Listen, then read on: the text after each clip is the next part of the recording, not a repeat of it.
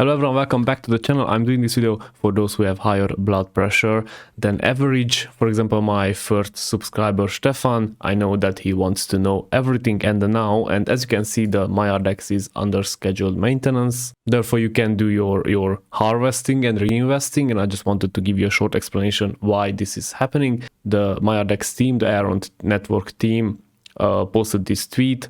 They are upgrading the smart contracts, therefore it is going to be down, the Maiar DEX, until 4:30 UTC time, when a migrate all button will appear, and we need to migrate all our farms and everything, obviously with some instructions, because you will need to follow instructions on screen, and all the LP tokens and farms and max and LK max, everything will be migrated to this upgraded Maiar DEX. In the background, the rewards will be continuous, therefore no need to stress about the fortune you are missing out for the couple of hours of scheduled maintenance. So don't worry, your money is safe, your funds are safe, and at 6:30 or at 4:30 UTC, make sure that you sign into the Maiar DEX and you migrate all your funds into this newer version of exchange. Today I'm coming back with another video about the market, what is happening, where we are heading, so on, because yeah, I saw that Bitcoin